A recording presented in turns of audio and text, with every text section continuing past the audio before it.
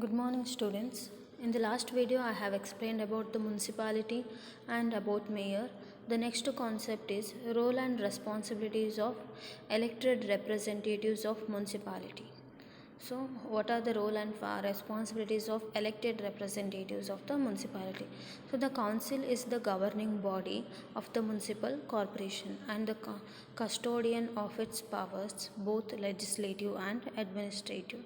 So, the Municipal Government Act, that is MGA, provides that councils can only exercise the powers of the municipal corporation in the proper form either by bylaw or resolution.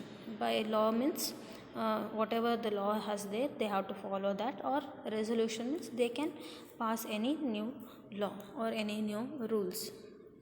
So they have to the council or the municipal council or the administration has to follow the rules and regulations and of the municipal government act. The first representative is the councillors.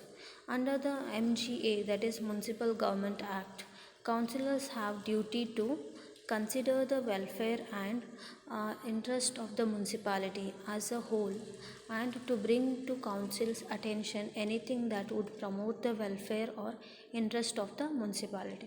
So their first duty of the councillor is to consider the welfare and the interest of the municipality, how we can develop and improve the municipality as a whole, and to bring council attention anything that would promote the welfare and interest of the municipality. So the next is participate generally in developing and evaluating the policies and the programs of the municipality. So they have to participate generally in developing and evaluating the policies.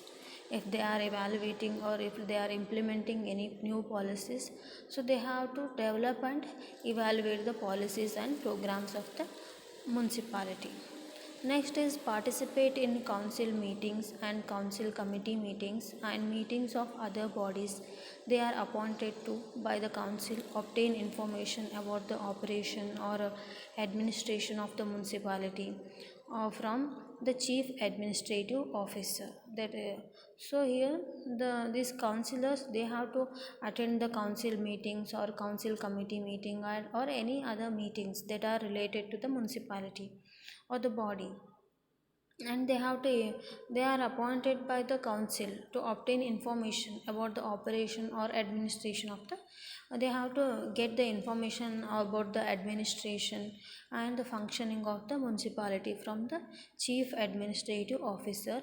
Keep it in confidential matter discussed in private at a council meeting until discussed at the meeting held in public perform.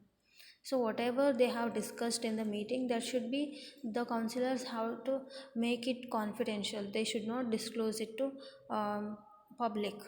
So until it is disclosed by the chief officer. And their duty or function imposed on the councillors by this or any other enactment. So their duty is to attend the meetings, and if they have discussed anything in the meeting, they have to make it confidential. They should not disclose it to public. So these are the these are the duties of the councillors. So the next officer is the elected representative of the municipality is the chief elected official, that is CEO or mayor. So mayor is the CEO or the chief elected official of the municipality. So the CEO can be a mayor or the reeve. So reeve also he is also head of the municipality. He is also called as a reeve. So the CEO, in addition to performing a councillor duties, must preside when attending a council meetings unless a bylaw provides otherwise. So the councillors they will look after the functions and all. So in addition, the CEO he has to perform the councillor's duties, and must preside over. He has to attend the meetings of the council. Next is the CEO must also perform any other duty imposed under the MGA, that is Municipal Government Act, or any other enactment. So whatever duties are imposed on him by the MGA or any other enactment or act, he has to perform that. And in practice, the CEO is also generally the main spokesperson of the municipality. So he's the main head of the municipality. So he's the one who will decide, who will take the decision, and he will speak for the municipality unless that duty is delegated to other councillor. So he will speak at the meeting unless it is given to another councillor. The CEO of a city or a town is elected by a vote of municipalities electors unless the council passes a bylaw requiring council to appoint the CEO from among the councillors. So the CEO of the city or a town is elected by the vote of the municipalities electors. So unless the council passes any law that requires council to appoint the CEO from among councillors. So if they are not telling that they can, if the councillors tells that they can appoint the CEO among themselves, then there won't be election, that is municipal electors, they won't elect. If they are not telling anything, then at that time the municipality electors, they will elect them. In a village or a municipal district, council appoints the CEO from among the councillors unless it passes a bylaw providing that the official is to be elected by a vote of the municipality's electors. So in a village or a municipal district, council appoints the CEO from among the councillors unless it passes any law providing that the official is to be elected by vote of the municipal elector only. If they have mentioned, if they have passed any law, in such cases the municipal elector will elect him, or else the councillors will elect among themselves only, they will appoint the CEO. The CEO role, unless a bylaw says otherwise, includes, if a law has not given any law, in such cases the CEO role is he is the chairman of the council.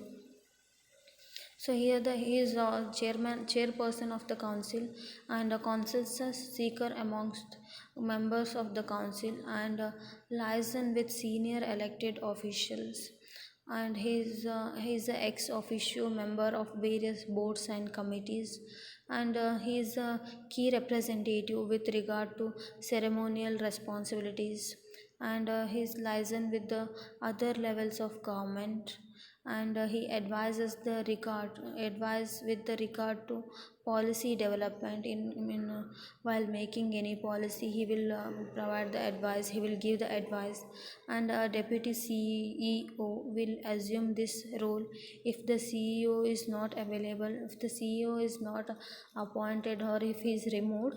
Then the deputy CEO will perform the role of the CEO. So this is about the CEO, that is the chief elected official of or the mayor, and his duty and his role. Next representative or the officer is the chief administrative officer, that is CAO. So here the every council must establish by law a position of CAO. So every council must have the CAO, that is chief administrative officer. The council may give the position an appropriate title such as a town manager or administrator. So the council gives him the title, that is a town manager. He is also called as the town manager or administrator. The CEO is the administrative head of the municipality, and the councillors work with the CAO to keep informed on what the municipality is doing, and will depend on the administration to provide information so they can make sound decisions. So the councillors work with the CAO to keep the informed on what municipality is doing, how it is working, whether there are any problems. So what and all reforms or changes they have to make, what and all policies, new policies they have to make, everything the councillor work with the along with the CAO. So the CAO, he will look after the administration of the municipality. And if they, so everyone work together and they will take the decisions for the betterment, for the improvement of the municipality. Next, a performance appraisal system for a CAO is a key building block for a lasting and positive relationship between council and the CAO. So there will be a performance appraisal for the CAO if he has implemented any new policies and all. So it will be between the council and the CAO. The CAO's responsibilities include ensuring that the municipality's policies and programs are implemented. So whatever new policies are made, whether it is implemented or not, he has to ensure that. Then advising and informing the council on the operation of the municipality. So he will advise and inform the council about the operations of the municipalities and performing other duties assigned by the council. So he will perform the other duties that are assigned by the council. Next is ensuring appropriate staffing is in place or not. Then this is about the CAO, that is Chief Administrative Officer. Next is a fourth officer is the designated officers. A CAO may delegate any of his or her powers, duties, or functions to a designated officer or any other to another employee. So a designated officer, so the CAO, he will delegate his powers and duties to the designated officers. He will give his duties to the transfer his duties or powers to the designated officer. And the designated officer positions are established by law and are subject to the CAO's supervision unless the otherwise provided by law. So whatever the CAO it is under the supervision and control of the CAO, the designated officer position. A designated officer may also further delegate to an employee of the municipality any of these powers, duties, and or functions. So this is about the elected representatives of the municipality. Thank you.